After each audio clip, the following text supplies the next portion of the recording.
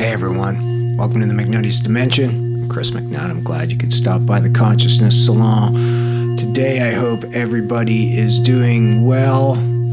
This time of year as we go into a little bit of darkness, the light sunshine of summer, those tides have turned and we're heading into those months where it's good to go inner, it's good to reflect, it's good to work on the shadow stuff, it's good to just embrace it all. Be kind to yourself, people. Don't take this too seriously. It's just a human lifetime. It's a messed up time to be a human. There's a lot going on. We plopped in this, it's chaotic, it's intense, shit's flying every which way, and it's not your fault. You didn't create it. We're part of the project, you bet.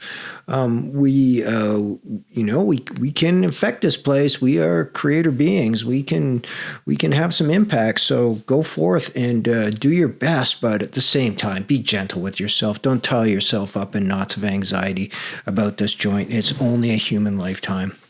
It's only one incarnation out of many that you're going to have. So enjoy it a little bit. Lightness is lightness. When we say, hey, let's embrace the lightness, it's like, it's light. It's not heavy. It's light. That's what lightness is. So, just take this time as the seasons change and we go dark, good time for meditation. Oh, hell yeah. And just notice where the lightness is. Notice what it feels like and just get used to that feeling and gravitate towards that, because that's really what it's all about. We just point the compass to the stuff that's good, and then you don't necessarily ignore the other stuff, but just don't identify with it so much. Let it do its thing and point the internal compass to, yes, let's go to the lightness. And yes, let's talk about Sasquatch. I'm stoked about this episode.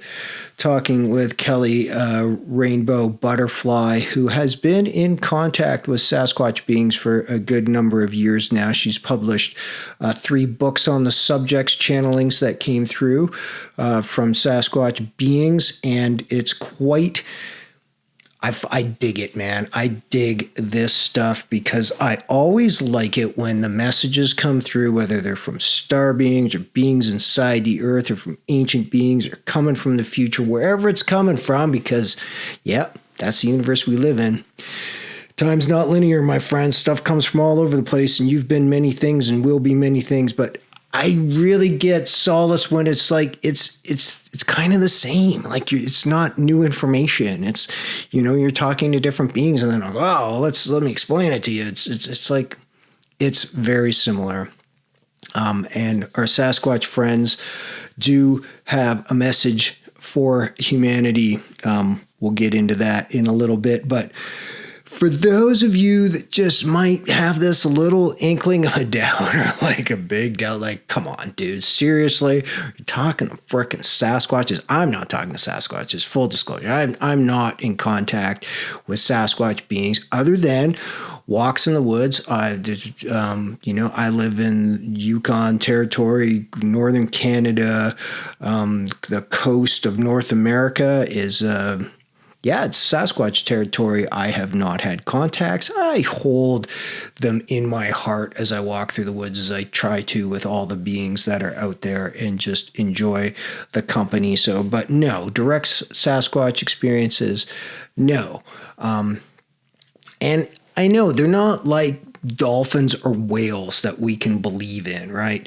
We've put Sasquatch into this category that are like mythical beings, like mermaids or fairies or elves and dragons, like we don't have this proof that we like to in this, let's call it scientific, right? We do like to explore our world in this scientific way, which is this externalization, where we go external and we look at the world and we find evidence. And what's even better is if there's a fellow human and they see the same thing too, or similar evidence, or we use our senses and we experience the same thing. So, the question is like Sasquatch. Okay, there's been reports since the dawn of time. Peoples all over the planet have talked about interactions with these large humanoid hairy beings, and up to this day, it hasn't gone away. It's always been there. But yes, I get it. Why don't we find hair samples, scat samples, more footprints, skeletons? How about carcasses? Why don't they get hit on the highways in the way that deer and moose do? And these are valid questions. And, combine it with, the answer to this, like, why not?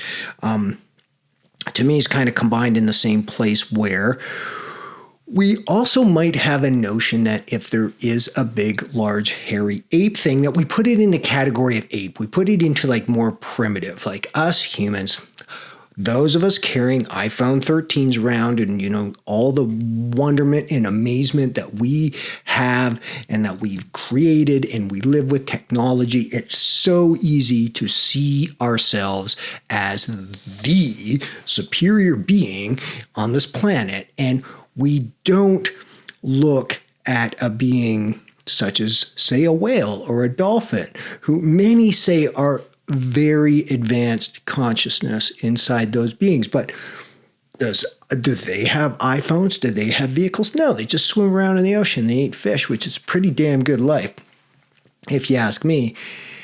And so the answer of why don't we see Sasquatches, why aren't we more aware of them, is, well, they're quite advanced, is the answer. They are advanced consciousness. They are advanced in their interdimensional capabilities. It is said that, you see a Sasquatch when it wants you to see it, and it will leave footprints if it wants to, but it doesn't have to. And so it's a different relationship to dimensionality than we have as humans, because we're pretty locked into what we call the third dimension and what we call reality with a big capital R, and we're convinced that this is reality. I'm viewing reality when it is very real. It has the illusion of being very real, but it's not the only reality. There are many dimensions. We live in one of them. It's an awesome one. And no doubt we like to define it, and we like to, we really, really want it to be predictable and quote unquote normal. And we don't want it to change that much because it makes it easier for us to live in it day to day. But it's a lot more liquid. It's a lot more plastic than we give it credit. And we are interdimensional beings. We can go in between dimensions. Sasquatch have mastered that art a lot longer. They've been on this planet. They're a little more advanced than us in a lot of ways. And, that for many of us to say, oh, but they're just like hairy ape-like things that kind of live in the woods. And yeah, that's exactly it. It is part of the paradox and the mystery of this place. So my guest is Kelly Rainbow Butterfly, and she has been in contact with Sasquatch beings and star elders, inner earth beings, other interdimensional since 2012, when she had a real experience that kind of led her down that path. She is sharing the messages she gets from interacting with these realms through books and events and ceremony, interdimensional practices. And as I mentioned before, she is she's one of the co-authors and was the publisher of the book series, 3 volumes, The Sasquatch Message to Humanity, which was a channeled book series. One of the main humans that was involved in this is Sunbo, True Brother. In the first 2 volumes, he channeled his interaction and messages through a Sasquatch elder. And the 3rd book has more contributions from different people that first came out in 2015. That was volume 1. There's, as I said, 3 volumes. And the Sasquatch have some messages to their little brother, to us humans. And to tell us more about that, please, let's have a big McNuttiest dimension. Welcome to Kelly Rainbow Butterfly.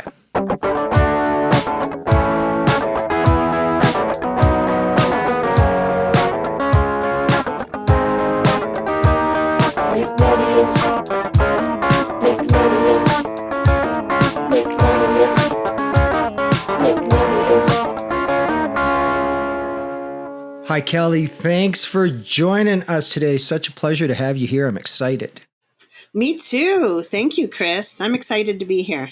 Because it's been for some time I wanted to talk to somebody like yourself about our friends, the Sasquatch. And my first question would be, is that sort of the name that they prefer to be referred to? They don't really have a preference. There's so many names that they're called in different cultures and different parts of the world. But Sasquatch is what has really stuck. And they do like that. I've never heard an objection to it, whereas I have heard before sometimes a rejection to Bigfoot, just kind of like, well, hey, we don't call you Smallfoot or, whatever, that kind of thing. So the word Sasquatch actually derives from a Salish word, Sasquatch.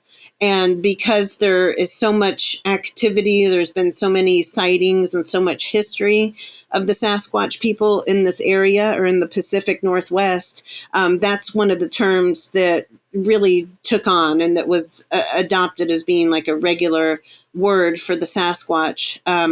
But that's also pretty just North American. Other countries haven't heard of that word that much.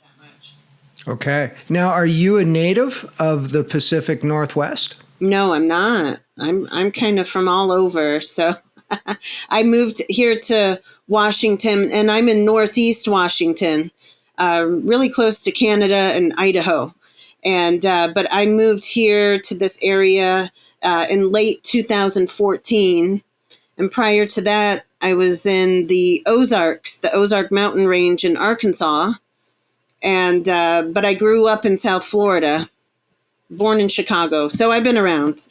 You've been around. Has there been Sasquatches in your life in all those places, Chicago, Florida, Ozarks, or why don't you just start telling us your journey and how you were introduced to these beings? Yeah, sure. So in hindsight, yes, I was in connection with them throughout my whole life, although I didn't realize this until adulthood.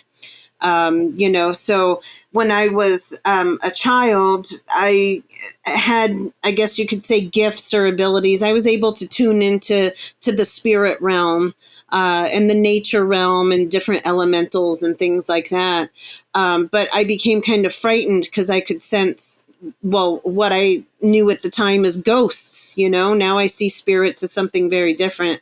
But when I was a kid, they're ghosts and that's scary and I don't really want anything to do with that. So I kind of just turned off those abilities for quite a while until they really came back and I couldn't deny them and I accepted them, which would have been in my early 20s.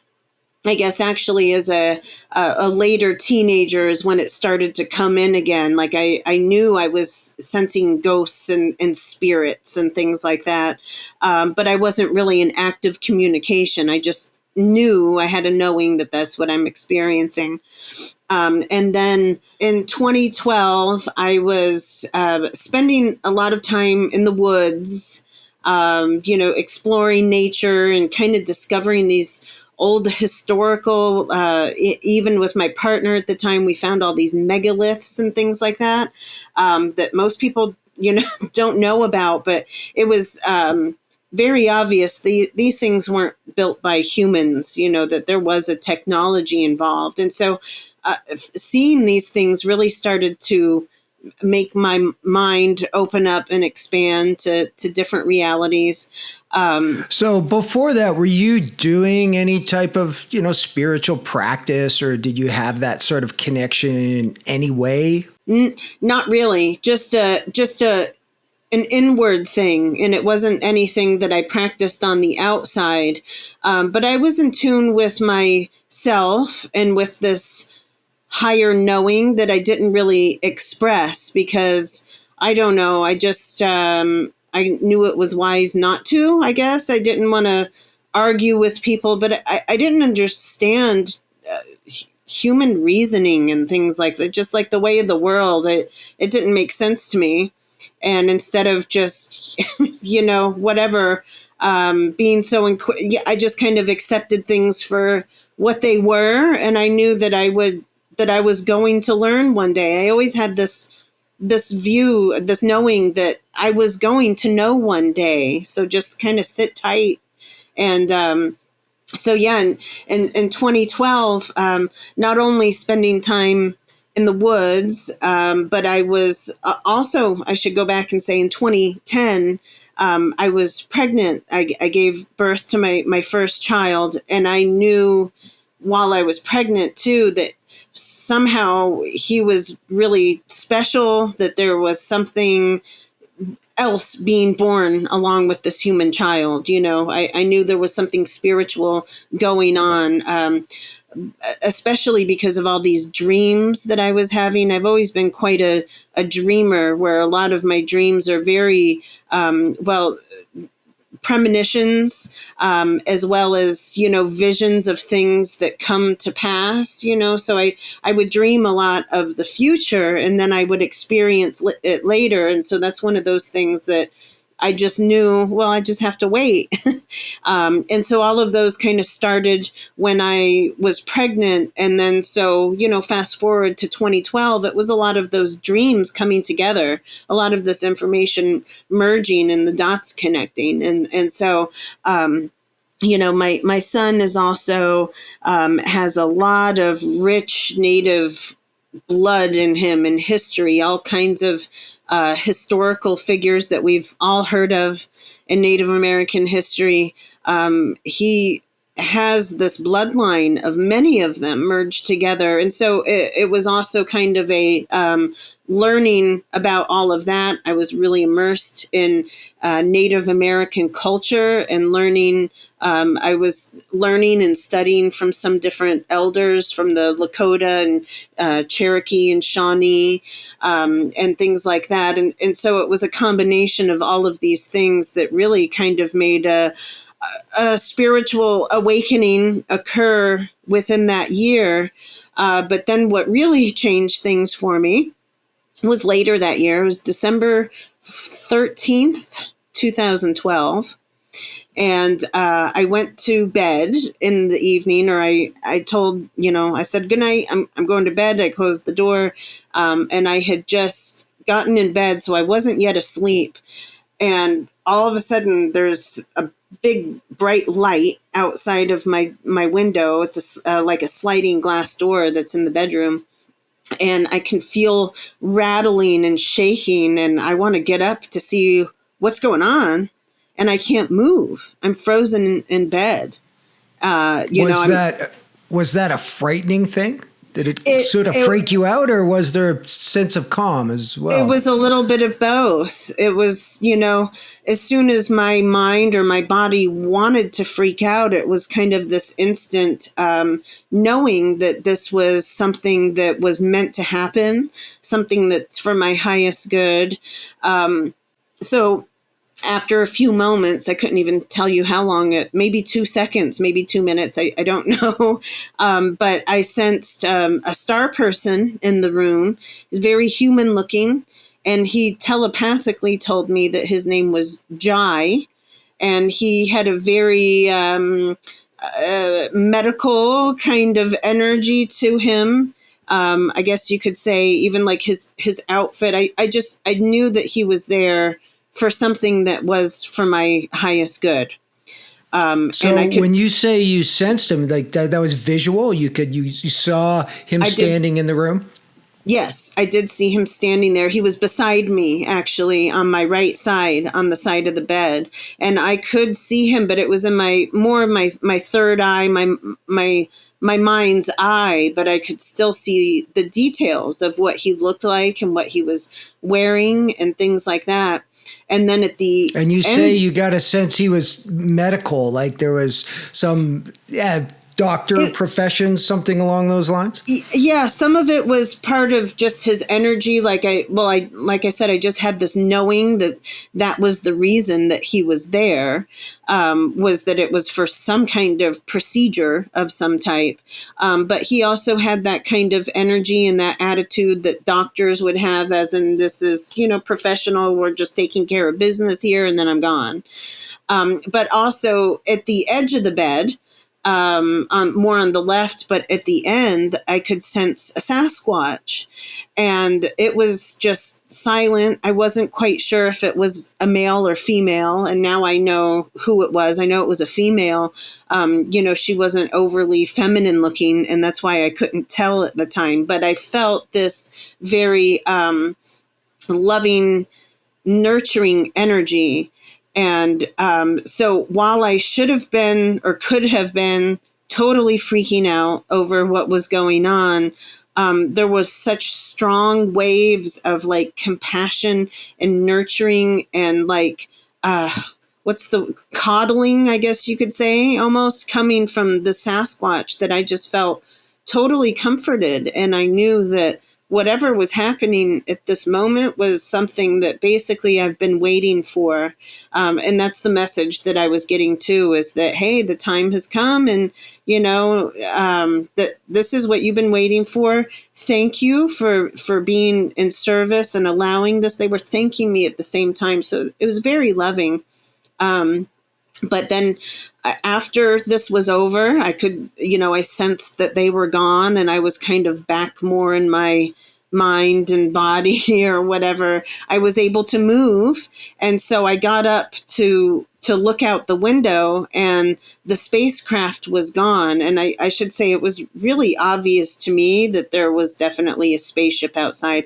I could hear this whirring kind of mechanical sound. It was quiet, but it was very much there. And then the light, but also I had a picture frame on top of a TV in the room, and it rattled off. It vibrated off and fell to the floor. So that was like the physical evidence for me to show that this really happened, because something shook the room and vibrated that picture frame off, so it was, okay, good. So that's a reassurance that I'm not crazy and losing my mind here. And then immediately afterwards, so I got up, I looked out the window, I couldn't see anything, but then 2 Black Ops helicopters flew right overhead of me, really low. And I was like, what in the world? I've never experienced anything like this. So I went out into the living room, and asked my partner at the time and his stepson. They were still up, and I was like, did you guys experience this, or what the heck is going on? Like, you must have heard this or seen this or something. They said, oh yeah. So you explained to them what had happened, and I didn't quite explain everything that happened. I just kind of assumed that they must have heard this and experienced this too.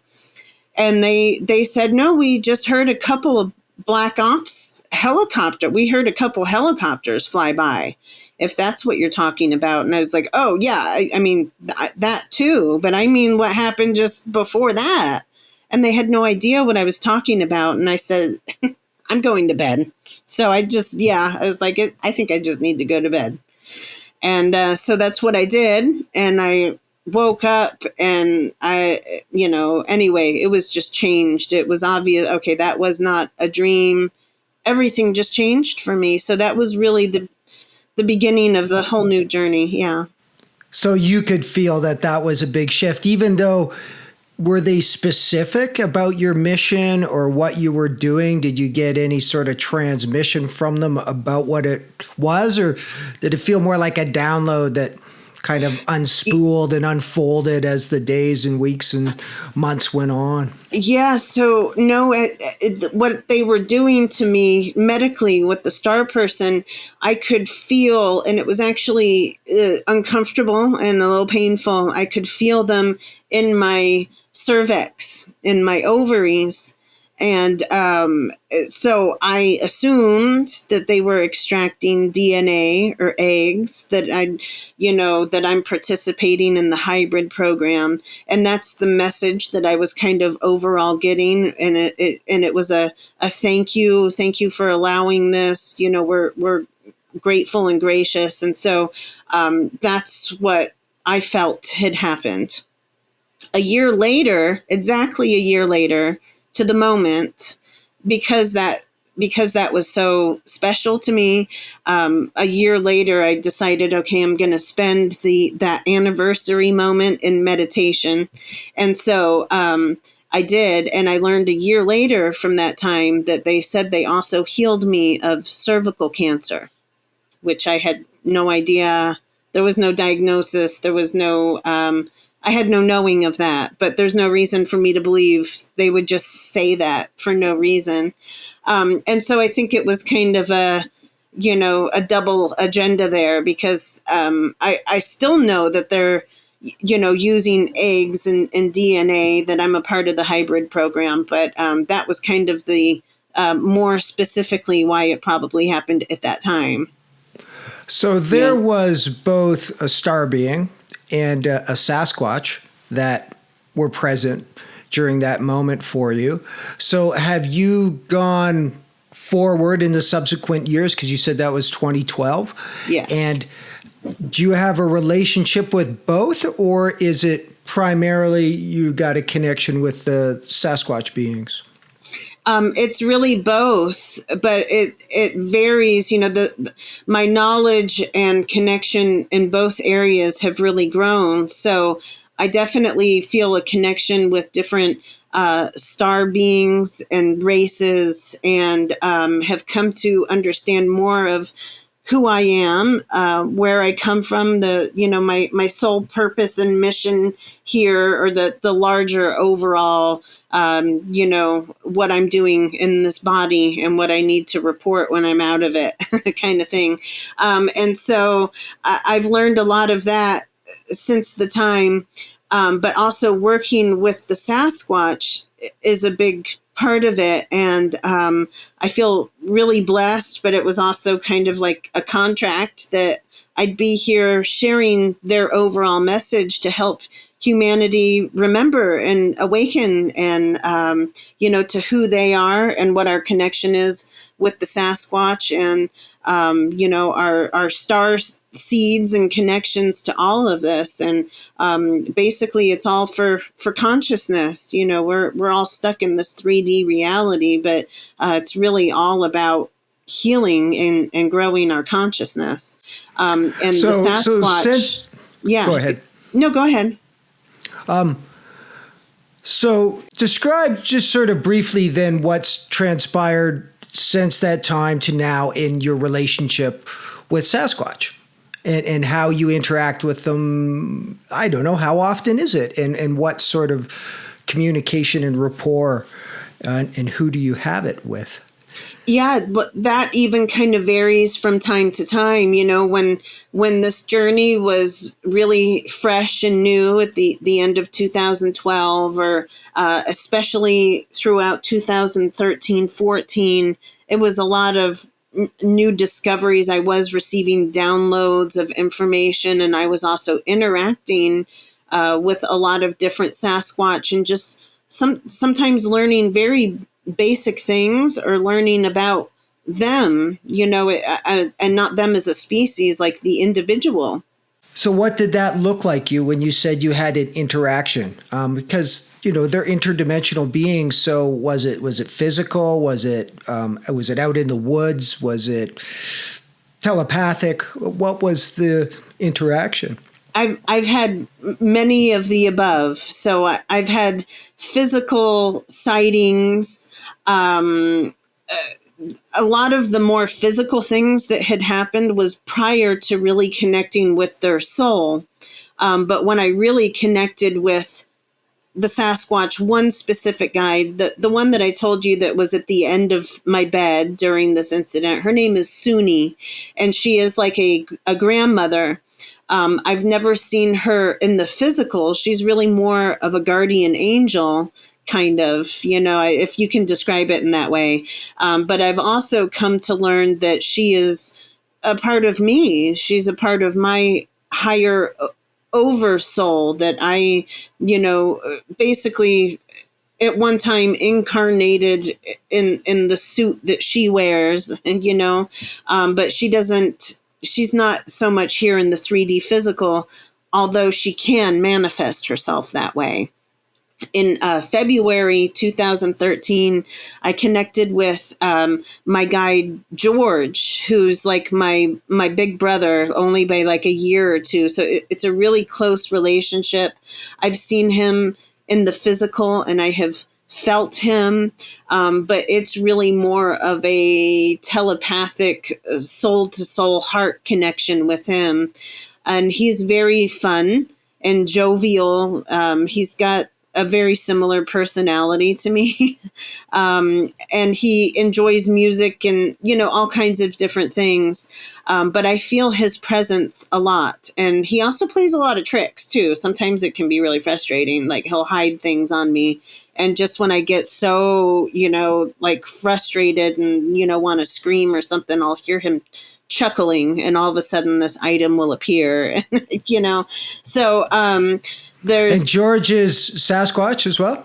George is Sasquatch, but he's also what could be considered an ancient one, because there's all different hybrid races of these giant hairy humanoids, however you want to label them. And so there's all kinds of different hybrid races of them.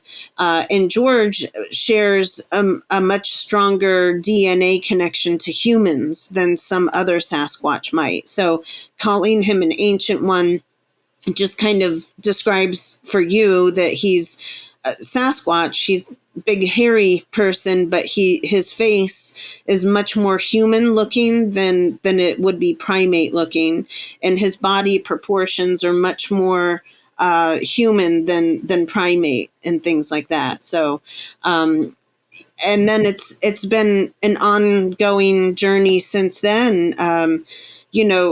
Fast forward several years living in Washington, I connected with Sunbow on Facebook.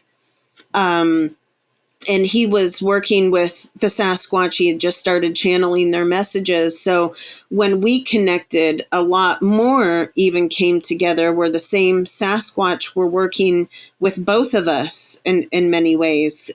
Camus specifically. And I don't know if you've read any of the third book yet, but then more of them started coming. Sinatarel and Ja'arel, many different Sasquatch coming with different messages. And so some of them I've connected with here. Like I said, there's so many hybrid races that I don't like to necessarily call them all Sasquatch, but they're all cousins of the same kind of race. That came before us humans here. Okay, I'm curious about just maybe the Sasquatch species and how they exist in the form, because we live in, this 3D zone. Being human, we don't readily perceive them, or some people do, but it is not something like we see them like we see squirrels or we see deer, but they're there. And what is the nature of, say, their physicality, their interdimensionality, them as a species on this planet, and how is it different from our reality and how we exist here? Right. Well, the planet Earth is basically a third dimensional density.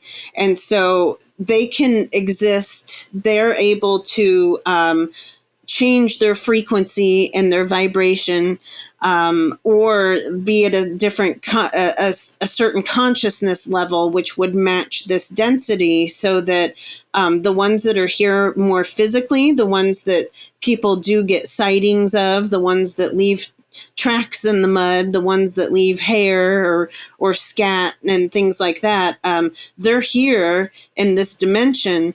But they are pretty much hiding out from humans because we are just not healthy for them and their species and their environment.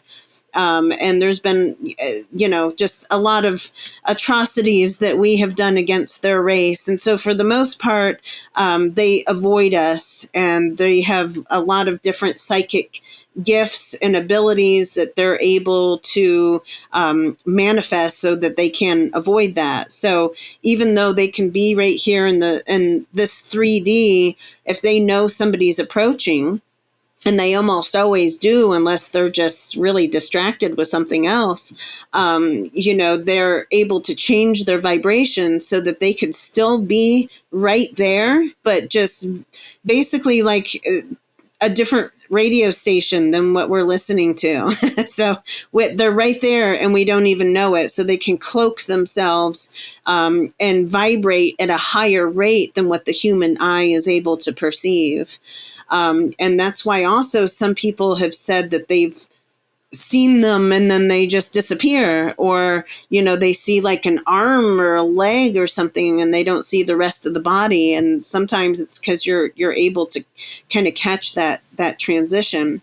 So they exist physically here, but not totally. Would that be a good description, that they're able to sort of go back and forth? Or as you said, there's different hybrids and different species. Right. That's only the physical ones, basically. But yes, they can. So they are just so diverse that the ones that I just discussed are the ones that are more physically here in this 3D Earth plane with us. But many of them, most of them, or at least I should say the ones that I work with primarily, they are at a different consciousness level. They're at a different density. And so many of them are not here on the Earth plane. They can be if they choose, because they do absolutely love this planet and they love nature and everything about it. So they do like to come here and be physical only when it's safe for them. And the way that, the state of the world now, it's not always so safe for them. So many of them have chosen to be these higher consciousness guides for humans, for humanity, so that they can work with us and on these different levels. So could you describe them then as interacting with humans in the same way other star beings do, in the same way people work with Sirians and Pleiadians and Arcturians, and we work with guides and angels and deities and elementals and that sort of thing? They're sort of in a similar category. They have a mission and a purpose to help humanity. Definitely. And to interact with us in that way?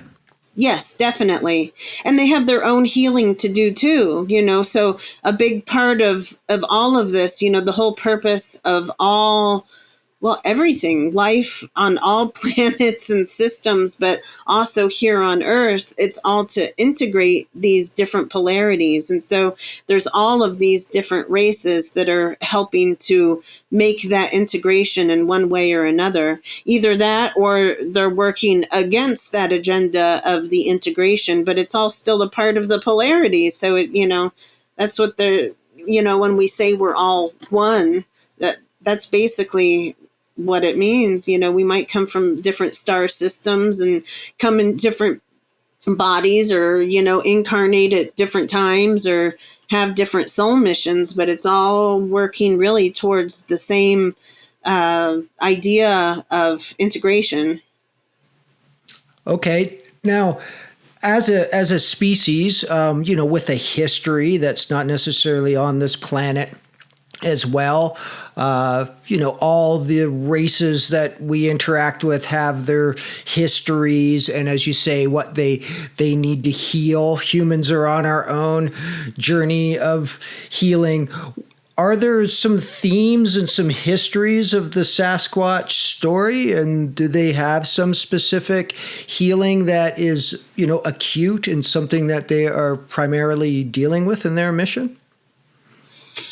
Well, they're working, a bigger part of their mission and soul karma healing is kind of a part of all of it. So, they're here on Earth working with their emotions, so to speak, or whatever traumas or karmas that all of us are working through. So even if you, think of another race or another being as being more spiritually evolved, everybody still has karmas to work through, or else we basically wouldn't be incarnating at all if we didn't. And so, they've never lost their connection to the star elders like we have, like us humans. They know where they come from. They know where they're going. They know the history of Earth and their race. And us humans don't. And so, they're here to kind of remind us of that, but they still retained all of this knowledge, the wisdom, and all of these gifts that allow them to move forward in that progress. So they're able to heal. They're able to, work with the elements and use different kinds of technologies. Some of them, like I said, they're working more with our consciousness, but some of them may be working underground in the inner world, doing their own thing down there. Many of them work with crystals. They've also said that many of them have learned different technologies that the star elders have taught them. So some of them even pilot spaceships, and different things like that. So there's all different kinds of roles and missions and things like that. But primarily, what they want to do right now is really help humanity to reawaken to this understanding of who we are, and what has happened to Earth, or, the whole control agenda on Earth, so that we have this opportunity to use our discernment and our free will to make the wisest choices moving forward. And they say that right now, it's especially critical, because humanity has reached a point that if we don't remember these things, if we don't reconnect with our soul in some kind of way, or come to this collective higher understanding right now in this lifetime that we're sharing together, that humanity could definitely take a downward turn, like many of the other civilizations before us, when there were mass extinctions here on the Earth. And so it's they're saying it's really critical that you remember this stuff, because if you don't, there's all kinds of things happening in the world. Specifically, they say that, about genetic modifications taking place to our DNA, devised to disconnect us from that part of our soul and our knowing that we're all one, and our histories and all of these things. And so that's why it's like they're really out right now shouting this message to us. Wake up. Well, you're sitting there with your camera and lawn chair, trying to get a picture of my friends. Well, you won't see me, I'm not completely in 3D, and dimensions and time are just fun to bend. Leave me some food, little humans, leave me some food. I like all kinds of things that you eat when I'm in the mood. Well, you can leave me fresh apples by the creekside. Leave me some avocados or trail mix in a jar. You can get me 2 Beyond Meat burgers and French fries. And I won't forget to leave footprints on your lawn. No, I won't forget to leave footprints on your lawn. So, what are some of the ways that you and others are interacting? How common is this? What are the ways that they are trying to do this, trying to get in touch with us, trying to wake us up, trying to share this wisdom and this knowledge. Yeah, well, in my world, it's really common, but that's because I'm connected with this wonderful circle of people all over the world that, we're finding each other and finding this connection within each other. So, but on a worldwide scale, I don't really know how common it is for people to connect, but well, what's going on in your world? Like, describe sort of your inner circle and those that you kind of connect with and groove with, and what sort of activities do you have underway, both personally and sort of with a group of folks? Right. Well, so we've been having these Sasquatch family reunions for the last 6 years. The Sasquatch actually guided the whole thing. They, told me when to start it and the date and the place, and then everything just really flowed together. And so it's been this beautiful annual connection, and now we're kind of growing it out from there. But this all started at the same time that the first Sasquatch Message to Humanity book came out. So when that book came out, we started planning this gathering, and it was more successful. It was better than I would have ever really thought. Even the facility, it was a mountain. It's called the Chihuahua Peak Learning Center, which we're not doing it there anymore. They shut down because of the pandemic. But I remember, initially when I said, yeah, we're going to have a Sasquatch conference here, and he kind of chuckled and he's like, okay, yeah, we'll see how many, because I was telling him, I don't know, the numbers might be kind of big. And he was just kind of like, okay, we'll see how many people show up. And that first year, I think we had at least 150 people, but they also came from 7 or 8 different countries, so people came from all over the world just to gather with others that were of a like mind and could share who the Sasquatch really were. So a lot of the things that we do at our gatherings, just to kind of promote the healing of everything, is, we start with morning circles, and we just all get together. First of all, standing in a circle is the idea that, none is above the other and everybody is sharing equally.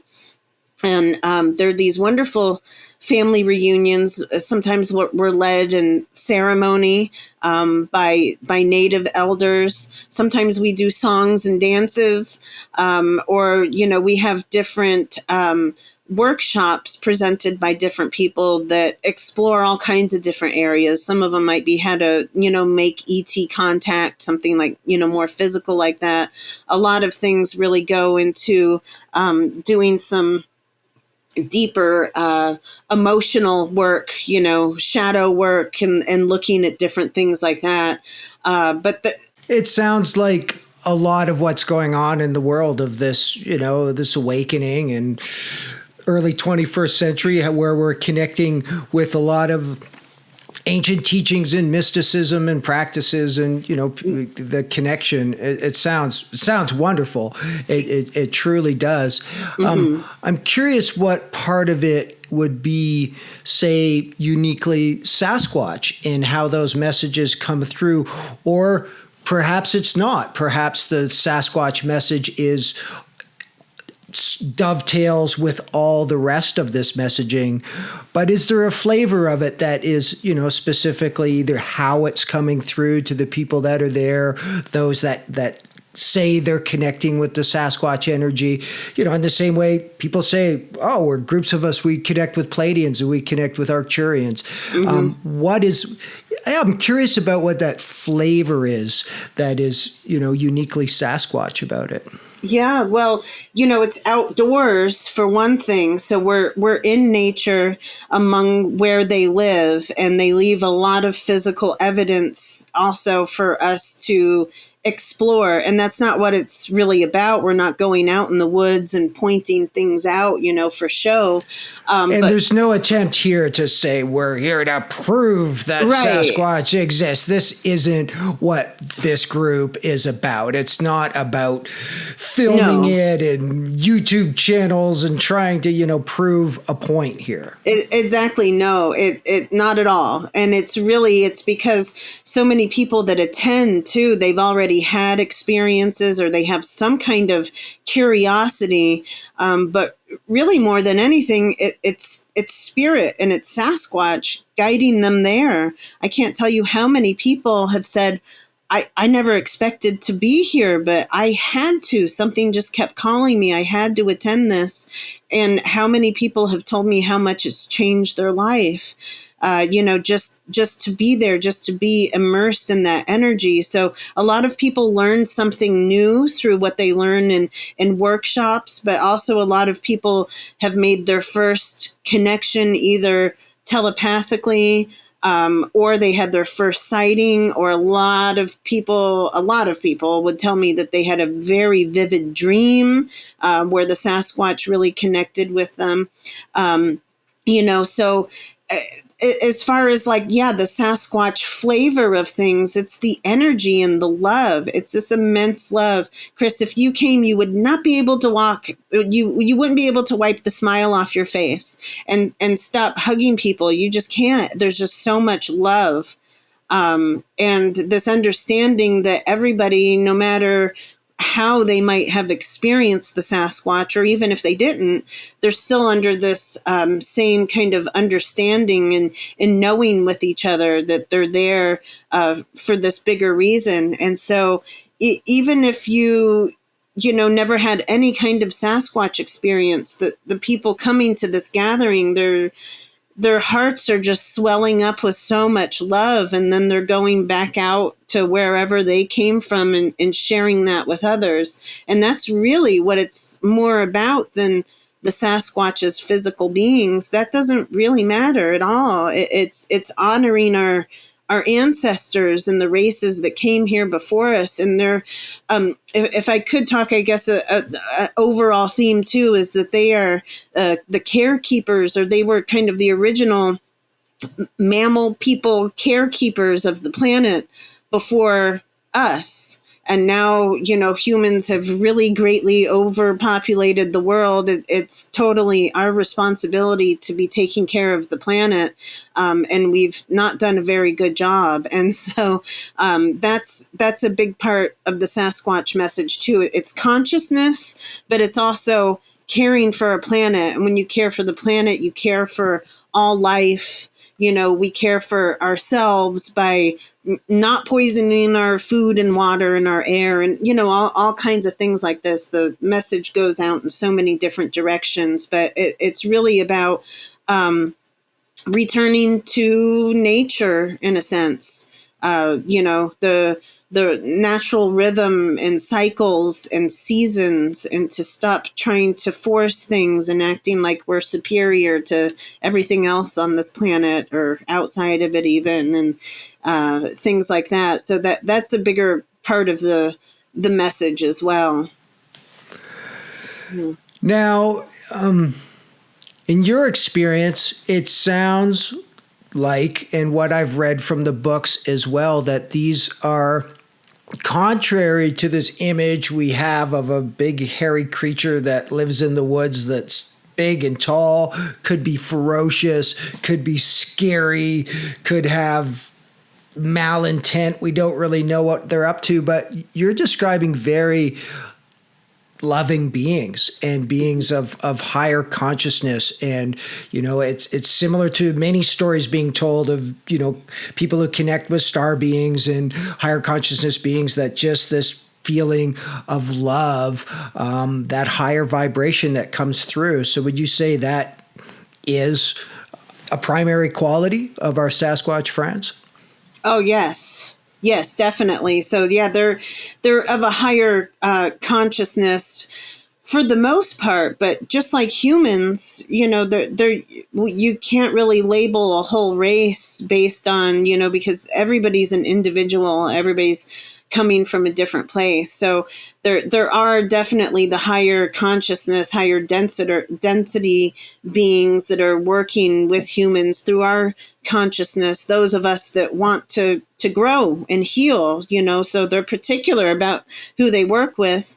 And also there's a big DNA connection too. They have a tendency to make more contact with literally their own little brothers, or a shared DNA faction there. And, but there's also certainly there could be beings that haven't healed and that, have kidnapped women and taken them to their caves or something. We've heard some native legends like that, or that have attacked and killed and things like that. But for the most part, that is not typical of Sasquatch. And it's also really important to remember, or to acknowledge anyway, that a lot of these beings are not Sasquatch whatsoever. There's been a lot of DNA manipulations, a lot of hybridizations. There's been a lot of different star races that have a completely different agenda that don't want humanity to remember, and they don't want us to heal, and they want to basically take over the planet and our souls and the energy for their own resources and agenda. And so they've created many, many different beings that are meant to destroy, or that are meant to, do different things. So there's beings out there that they've created that can even harm the Sasquatch.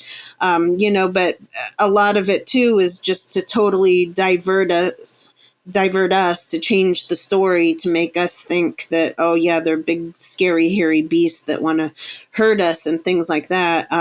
And they may be out there, but they're not the same beings. They would not consider those to be in the same family as the other. And really consciousness is where groups and families are at. It's not so much what you look like, Yeah. Absolutely. So you were just previously describing people who had some contact experience, either through dreams or they'd had sightings.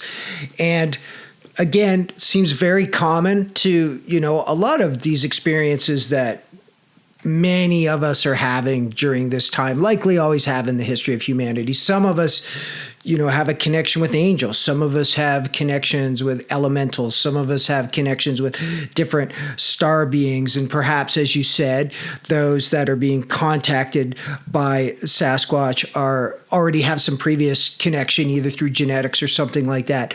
But is there also any activity out there where people are actively trying to connect with Sasquatch in the same way like the CE5 initiative, where people are now actively going out there trying to make contact with star beings and that sort of things? Or, people were shamanistic journeys trying to actively make contact with other realms of being. So is that part of the practice and interaction? Or people, not in a bad way, but in the same way we want to make a deeper connection with higher consciousness beings? Is that through ceremony or otherwise? Are people actively engaged with reaching out from our side to the Sasquatch, asking for help, asking for connection?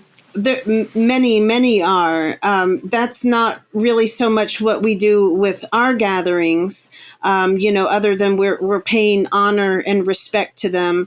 A lot of people that attend our gatherings would leave gifts for them, either, even offerings of tobacco or, some apples or peanut butter or something, and leave that out for them as gifts. But it's not...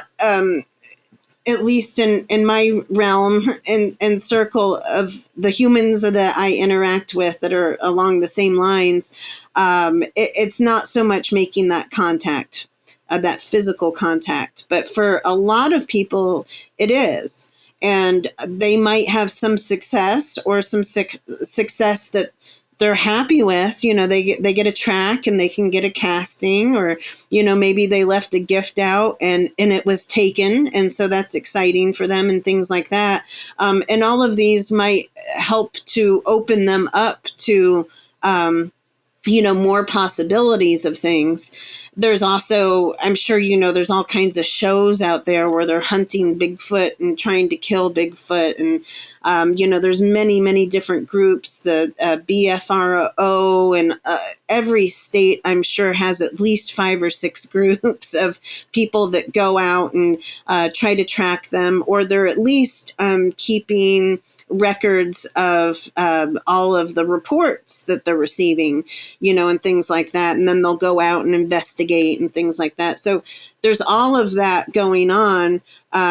We're not doing that so much, but it's all leading people to a better understanding that Sasquatch do exist. If you think about it, like 50 years ago, that's just laughable. People were just like, oh my God, that's crazy, like that you would even believe in that. And now at least people are very open to the idea that they do exist. And so that's a step in the right direction.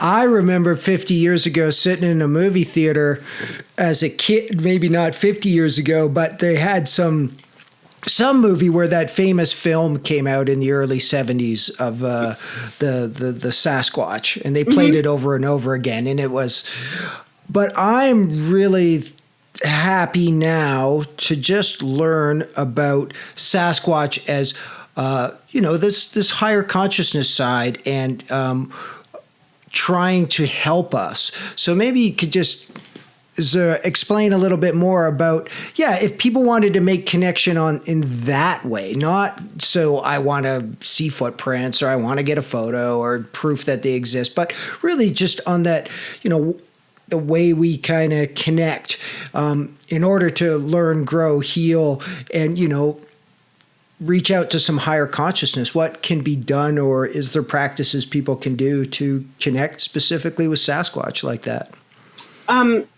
Yes, and it's not really guaranteed, or anything, but there's things that we can do to just kind of show our love and appreciation for them and for the earth and for ourselves. So the more really that we're working on ourselves at just being better people, being more kind, being more compassionate, being less judgmental, being more pure in our thoughts, or even what we put into our body, whether that be food or whether that be media, or whatever it is.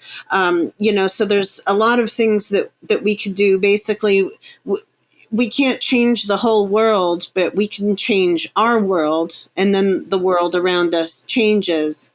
And so the more that we're working on ourselves, on our healing, and genuinely want to connect with the Sasquatch, the better chance there is of it. So, we could connect with them through meditations. We could talk to them. They don't want to be prayed to or anything, but just talk to them as if they're there, because they are. They're a soul consciousness group.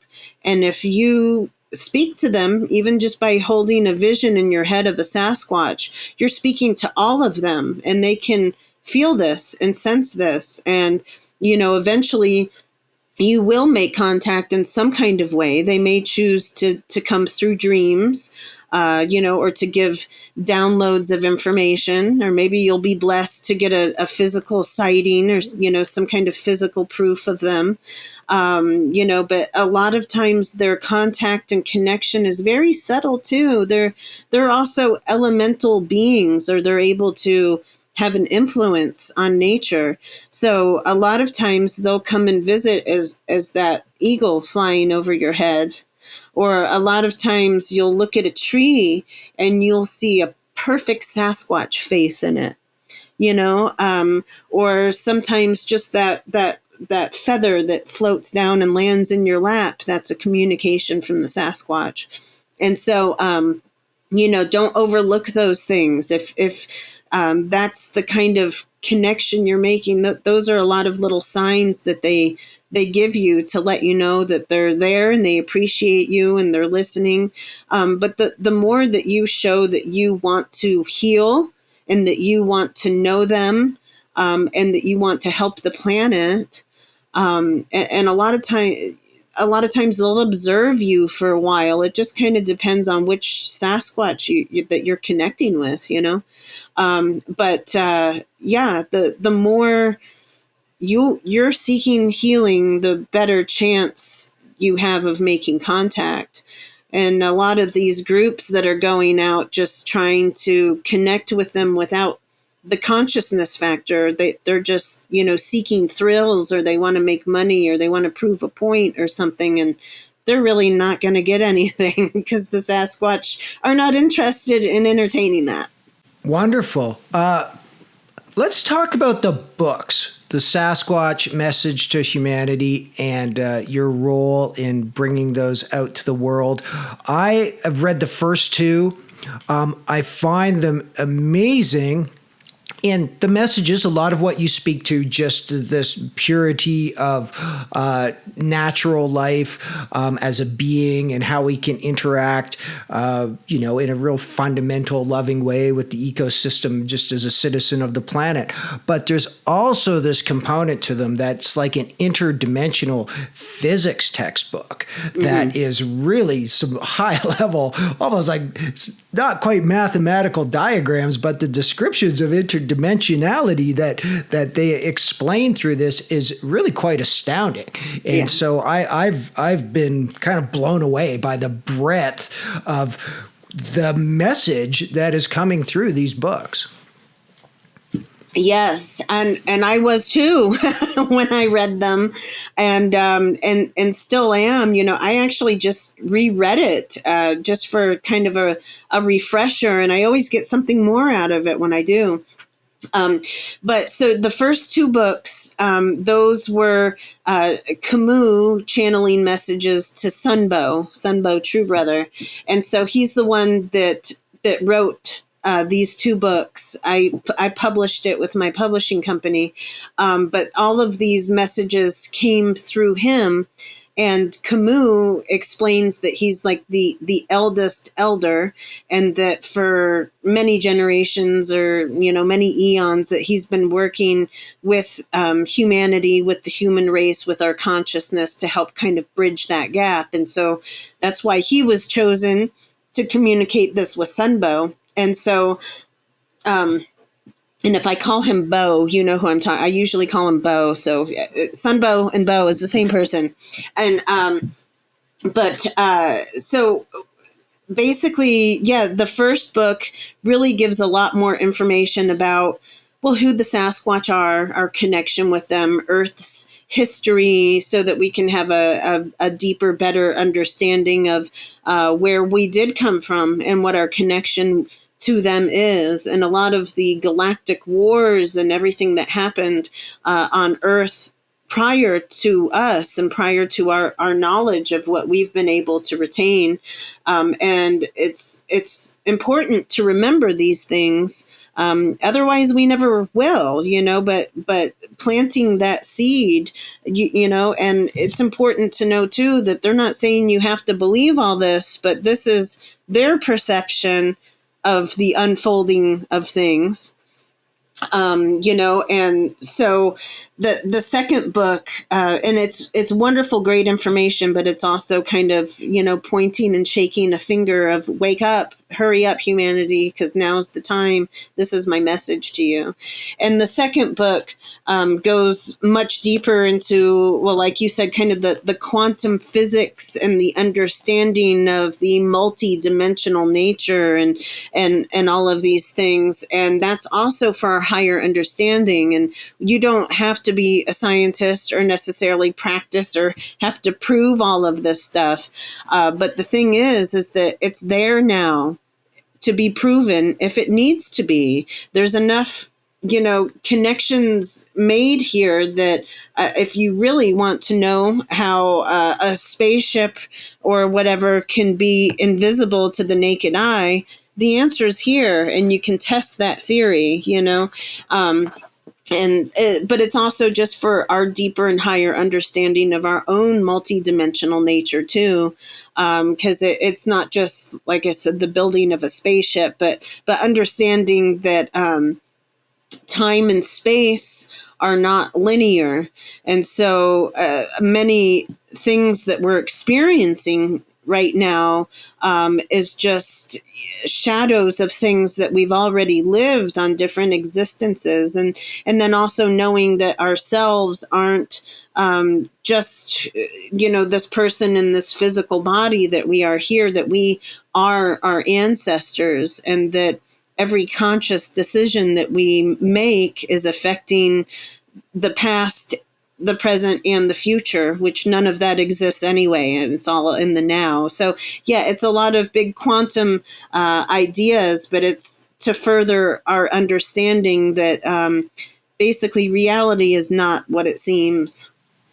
And then there's 3 books in the series, yes. Yes, yeah. And what was explained to me also is those first 2 books are kind of more of a masculine, mental kind of energy, to explain that. And the third book is actually a compilation of 10 different authors, including Sunbow and myself and others that channel the Sasquatch that we all know. They're people that have attended our gatherings and people that we've connected with that we know legitimately have, a connection with the Sasquatch. They also guided for that book to come together. And this one is a little bit more of the more healing aspects, or if you could say the more feminine or the more nurturing kind of heartfelt qualities. So, the first, like I said, more mental, the second more heartfelt, and the healing. I also feel more on the way. It won't be called the Sasquatch Message to Humanity, but I've been receiving some information that I've been writing down, and so that would be the next publication. But it's actually a combination of Sasquatch and ET races. It's a culmination of these different races speaking to humanity. But yeah, the third book introduces some other Sasquatch that I've connected with and the messages that they give, understanding the ego self, understanding dream time, different aspects like that, and different tools that you could use to help in your healing. And, they say that this is not something you have to do. This is just to help expand and open, just kind of suggestions on how you might be able to move forward in that kind of direction. And, so that it's all 3 of the books are really wonderful and relevant and complement each other very nicely. Now, I'm getting a sense of a theme of combination of the Sasquatch. They've been with humans. They've been working with humans for eons, you said. So there's a kindness, a generosity. Here's an offering of our teachings, how that can be beneficial. But you mentioned at the same time, there's a little bit of, okay, humans, it's time to frickin' smarten up here. Like, we're reaching a bit of a critical point. Mm-hmm. So, with those 2 sides to the coin messaging that's come through, for yourself, what are you feeling that's kind of in the, collective consciousness of the moment, these sorts of teachings coming through? Where are you going and others, sort of going at this point in time, even though there is no linear time and it's all happening in the infinite now? What's the sense of these teachings and how they're disseminating or having impact on yourself and others? Well, for me personally, of course, it really totally, completely changed my life. And I'm seeing a lot of changes in the world and a lot of the people that I know.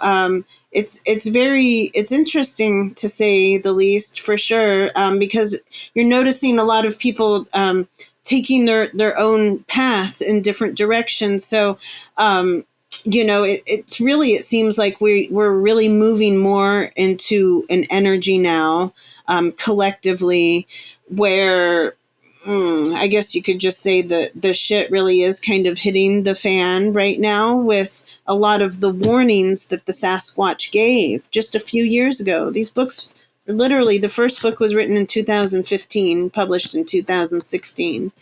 And so the most important message in that is, the agenda of where Earth is headed, and it's here.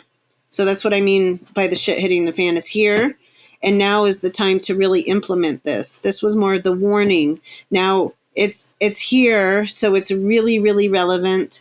And I've seen a lot of people really awaken. I've seen it's been beautiful. Since I've been on this venture. Personally, my family life has completely changed. I've gained this whole new community, a new perspective. There's all these opportunities arising to, share this message, but also to heal, to have gatherings and whatnot to help others do the same. But there's been a lot of, I guess I could just say, very conscious beings coming into my life. And so personally, I am able to really see a great shift with all of this, even though a lot of the shifting may not be the direction that you necessarily want to see. But we're seeing these, these polarities. They're undeniable now. They're like really clashing more than ever. And so people are kind of making their choices to go along whatever path that there is. And it's always going to be a path for their higher lessons and learning and healing. And even if that's not immediately, even if it looks like they're making choices that are not conducive to their highest good and to their healing, everybody is on their own journey. And so that is their healing journey. Those are things that they have to explore and understand so that they can work through them and move forward. And I'm really seeing a lot of that right now. And so, like I said, on one perspective, it looks like there's a lot of negative changes happening in the world. But on a consciousness level, I see people really, really waking up. Right here, I'm in Northeast Washington. We're really blessed to live in an area that's very open-minded and very I guess you could say connected to the earth, however you want to say it, but very open-minded communities here. And so a lot of people here are aligning with the same kind of ideas that, no, we're not going to do that, or this is what we need to do. And so, and I see a lot more of that happening too. I see all kinds of communities forming so that people are helping each other more, and things like that. And so lots of positive changes, whereas the others, they're choosing their path, and that's ultimately for the highest good of all. So I see things moving in a positive direction overall, to answer your question. Or also, I've really been told, or I feel like we've already won. This is just kind of the process and getting there. But I'm pretty certain that humanity has already done it. Yeah, we've already charted the map, and we made it. Yeah. Yay, humans. Yay. I find that there is this interesting, paradox of being in human form, where a lot of us come from lots of different lineages and lots of different histories or connections. And we also coming in with our own karma, and we have our own missions, and we have our own things that we're here to do and express, and our own healing to get through. And at the same time, we're human, and we have some human responsibility to this project, to this planet, to the collective nature of all the beings that are here. It seems that Sasquatch message is very much in tune with that message. Yes, individuality, you have to do what you're here to do, but there is also this greater picture that we can't lose sight of at the same time, because we're all a part of everything. Exactly. Yes. Yeah. So that is the bigger part of it, is reconnecting to the oneness that we're all a part of, shedding the ego while still keeping our individuality. So everything's just got to be done in balance. Now, if people are listening to this, if this resonates with them, what you're saying, how can people get in touch with you to know more about what you got going on for events and gatherings or any other offerings that are in your sphere? Yeah, thank you. I've actually have two websites that link to each other for the Sasquatch messages and for the event. So it's www.sasquatchmessage.com. That has a lot of the information regarding the channeled messages from the books, and then also many other messages. There's videos and articles and things along the same topic that are published there on that website for you to review. And also the 3 books are available on there too. They're on Amazon, or you could also read them on the website. And the other website that I have for the events is www.sasquatchfamilyreunion.com. And I kind of renamed it Sacred Spirit Events because now we're doing more. So I needed to, kind of more consolidate the name there. But we have a regular Sasquatch family reunion annually. We just set the dates the other day. It's going to be June 2nd through June 6th next year in Kettle Falls, Washington. We're actually going to have it at a new facility, a campground that has water and power and cabins, which is woohoo. We haven't had that the last 2 years because of pandemic stuff. So it's nice to be able to accommodate a few more people now. We also, just in September, we had our first Soul Tribe reunion. And that's basically the same thing as the Sasquatch family reunion, except it's just more focused on honoring all the different realms. And it was a little more interactive instead of having all kinds of breakout workshops. All of the activities were, the smaller group doing them together. And so that was really nice. And right now I'm planning a virtual thing. The Sasquatch kind of guided that on 2/22/2022 that it's time for us to have a little virtual gathering. So I'm putting that together right now. Just for people to contribute their experiences or whatever kind of wisdom that they receive from the Sasquatch. And this is just, really all to get their message out there to help people connect with them in a conscious way.